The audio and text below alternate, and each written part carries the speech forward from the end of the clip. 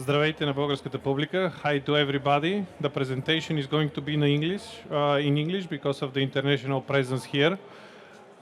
What we would like to do today, let me see where I can stand so that everything is seen. Okay, so what we would like to do today is not to make it's not going to be a lot of brand positioning. It's going to be a topic that we think it's becoming important for e-commerce. So let me present what we are going to do. We are going to speak about the FX risk in the e-commerce business and how it arises, how it can be handled. It's going to be 4 topics that I'm going to discuss. The different currencies in the e-commerce, what is FX risk, how it can be managed, and how it is managed. And later, at the end, I'll present Ebury as a solution for this.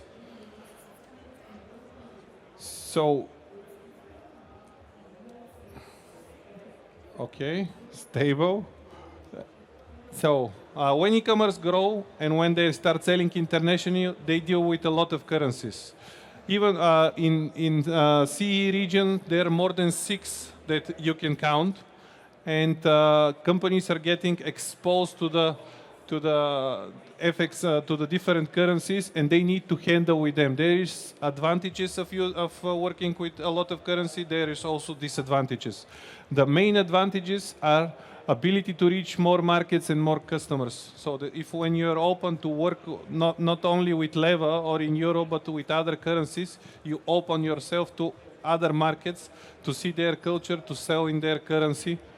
Ability to optimize prices for end users. This is competitiveness of the company, because when you sell only with one currency, sometimes in different currencies, in different financial providers, there is a lot of cost to the end customer. We don't see it, we price in euro or in leva, but actually prices are much higher for the end customers in different currency, in different countries, because of the different currency and financial providers who are actually taking advantage of this and charging a lot more than what our competitive rates are. Of course, ability to negotiate prices with suppliers. This is regarding the supplying part of the business, not only selling, but assuring the goods. When you actually speak to suppliers in China, you may ask not only for dollars or euro, you can ask for Chinese yuan as well. Poland, Polish zloty, different currencies in different countries. Disadvantages, these are the main disadvantages that appear when you work with different countries. There is multiple currency management. It's a very time-consuming process. Sometimes ordinary accountant cannot do it, doesn't want to do it. So it's they need to facilitate to make easier the process we need to make easier the process for them so that they can handle the workflow. High transaction costs, of course, when you sell not in euro but in other currencies, your transaction costs are going to increase. Of course, there is solution for this. It may not be only on local banks. With local banks, we are experiencing higher transactional costs, but with fintech solutions, it's actually the same or even lower. And currency risk, this is what the topic of this seminar is going to be. It's with every new foreign currency which is not pegged for us for euro, it's actually a risk because the fluctuations are very high. We are going to see on the next slide. So what is FX risk? FX risk is the volatility of the currency rate, the fluctuations, when you buy and sell. When you sell in foreign markets, you budget some sales, but actually they can be with recent movements when Trump came to power. There is sometimes deviations of 10% or more for major currencies. Then for even smaller, it can be even higher. So it's very important for us to see the deviations. For small period of time, it can be 3-4%. This is actually bearable by company, but for longer term, it can be even 6, 12, or maybe higher, depending on the currency you choose. Of course, there is not lack of clear direction so that you can forecast this. It's not always depreciation of the currencies. It's not always appreciation of the currency. It's always move up, down, up, down. Some year can be half a year appreciation, the other half a little bit depreciation. It's always up and down moves, which nobody can forecast. This is why risk management is important. It gives you the ability to control these rates. So how company manage FX risk? There are three major ways that can be approached. One is avoid, the other one is accept, and we have the accept and manage currency risk. Avoiding currency risk is dealing with one currency. It's pretty simple. You sell in euro, you buy in euro, or you use only dollars. You purchase the goods in dollars and put the prices in dollars for your customers. Doesn't matter that you are in Bulgaria. You don't sell in Bulgarian level, you sell in dollars to your customers. This is like transferring all the FX cost to your customers. This is one way of doing it, but it may be not optimal for pricing. And your clients can have at the end higher or lower costs, and they might not be that interested in dealing with you when you don't offer anything in the domestic currency. Accepting FX risk, this is mainly what actually increasing in turnover e-commerce businesses do. They convert the currencies, they keep it for themselves, or they transfer it to clients, but they are still not very familiar with the management of FX risk because of their high profit margins now. But maybe e-commerce is gonna grow, and as the business grow, then the volumes are becoming higher and higher, and the profit margins are becoming lower. So now 10% deviation in the currency, it might be harmful for the business. So we have to protect ourselves from currency movements. And the other one, accepting and managing currency risk, is actually to admit to the company that there is a FX risk and they need to manage it. So here are few strategies that are known for managing currency risk.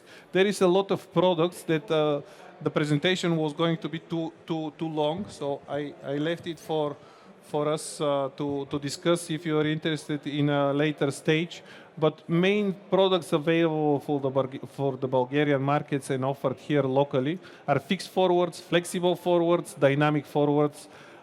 These products are basically possibility to fix exchange rates at different levels. First is fixed forward at a specific date in the future, which is not very flexible. The other one comes with its name flexible. You can fix it for a certain period of time and then use it during the period for the moment you need it, partially or the whole amount. And the other one, dynamic forward, is actually where you can participate in any favorable movements up to certain levels. So they're also quite interesting. So first, and let's say used more basic strategies, natural hedging. This is what we discussed. Having a single currency to sell and buy, or to sell and buy only with one currency. Maybe you deal with 5 currencies, but you always match your delivery and sales in the same currency. Budget rate for the period. This is very interesting and it's widely used. This is when you fix your rate for, let's say, 3-6 months, and you know what your sales or your purchases are going to be in your local currency. So you're not exposed to any FX risk.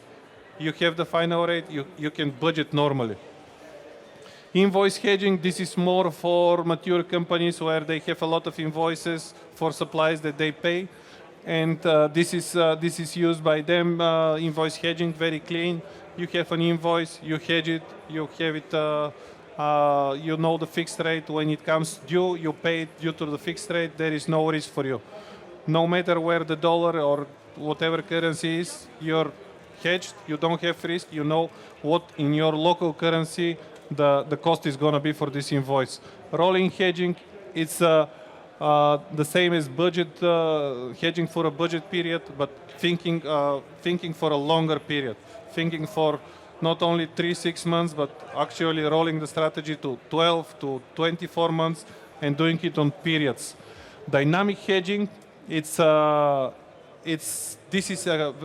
is becoming a more and more complex strategy where you actually follow the markets, see the exchange rate, accumulate invoices or accumulate, let's say, payables by your client, and then you act when you see an improvement in the FX rates and you actually fix them. So you're waiting for more favorable market conditions, not what they are at the moment, and you act accordingly when they happen. Because you saw at the beginning there is always side movements in the rate. So you're waiting for your time, for your budget rate, and then you act. Layered hedging, it's our, let's say, most commercialized product that we offer to our client, because it's a strategy that actually maybe a little bit more complex at the beginning, but then frees time of all the people that use it, financial manager, accountants. We are glad to speak more about it, and it's actually proven with historic back testing that actually it decreases the fluctuation of the currencies with half, let's say. On the next slide, this is what was the topic for FX risk management and currency risk management. This topic actually is very important, and I didn't want to be that fast, but we are, let's say, there is a time schedule. We would be glad to have your contacts and actually discuss this on a separate meetings where we can pay more attention to your needs and see if it fits actually your needs. When we know it, actually every strategy can fit to your needs.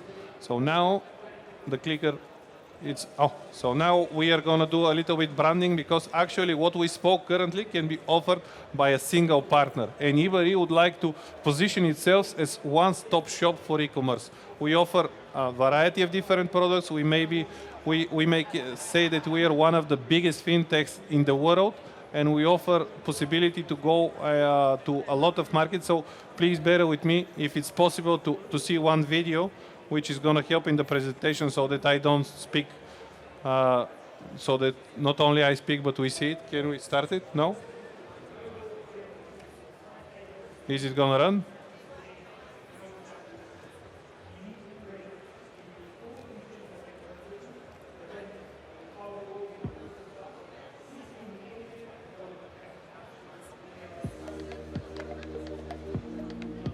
It's in the another screen probably. Huh?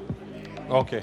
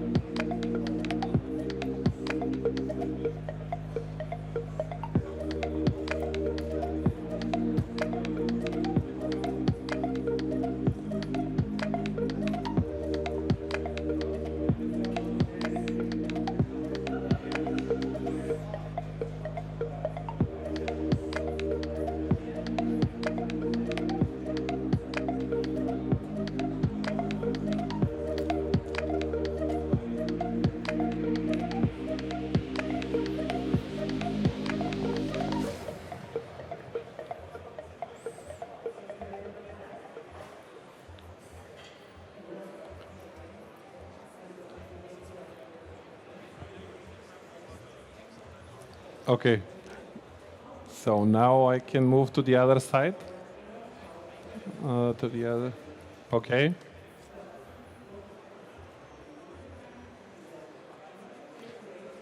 Okay, so just to recap, we are a fintech provider. We offer collection in 35 currencies, more than 10 on local. We are offering payments in 130 currencies. For Bulgaria, we offered, which is, I'm very proud of this, we offered Bulgarian companies to be active in 30 and more currencies last year. So it's quite an advancement, because usually in the banks we were dealing with 3 to 5 currencies, but now Ebury is offering to Bulgarian companies, Bulgarian corporate companies, to deal more than 30 currencies that we achieved to give. Ebury is actually, this is the slides want to show you that Ebury is not a new company. It's created in 2009. It's growing exponentially.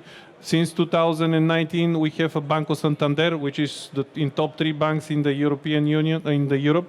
It's actually majority owner. We are active in, I think we are active in more than 30 countries, 43 offices globally.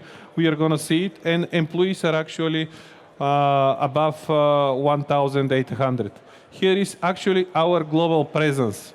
A lot of offices are located in Europe, but we are also present in North America, South America, Asia, Australia, New Zealand. You can see everywhere. In China, we have Hong Kong also offices, Dubai, Singapore. We are globally present. This is what helps us to grow and to deliver very good financial services to a wide range of businesses. And this is the last slide. It's for regulations. We are a fully licensed company. We operate in many markets. In Bulgaria, we are licensed by the National Bank of Belgium, but regulated from the Bulgarian bank. Also, all branches in Europe are the same and regulated by their national banks. So yes, you can see every information here. I think this is the last slide. I don't want to waste your time more. Please, if you want to discuss anything more, find us at our booth. We are happy to discuss more the information here and to discuss Ebury services. Thank you.